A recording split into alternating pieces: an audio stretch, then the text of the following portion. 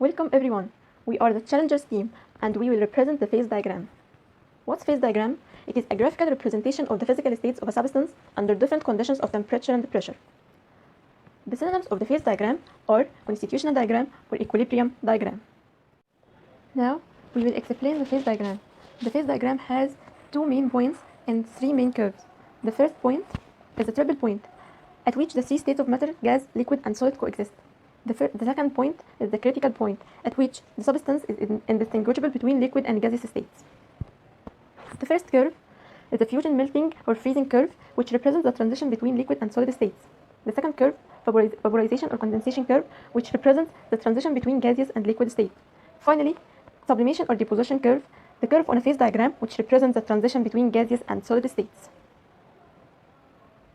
Types of phase diagrams. There are many types such as two-dimensional diagrams, three-dimensional diagrams, binary mixtures, ternary phase diagrams, crystals, and mesophases. In this video, we are concerned to discuss the two-dimensional diagram, which is the simplest phase diagram and has two axes that correspond to the pressure and temperature. The phase diagram shows in pressure-temperature space the lines of equilibrium or phase boundaries between the three phases of solid, liquid, and gas. Examples of the two-dimensional diagrams: water phase diagram or carbon dioxide phase diagram. The first example is water phase diagram, and one of its applications is lyophilization, which is the process of eliminating water from ice crystals through the sublimation mechanism. It's used for development of various dosage forms and increasing stability of drugs.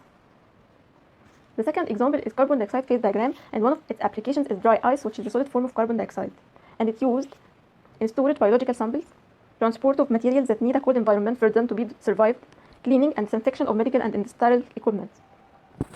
Those diagrams represent the two mentioned examples.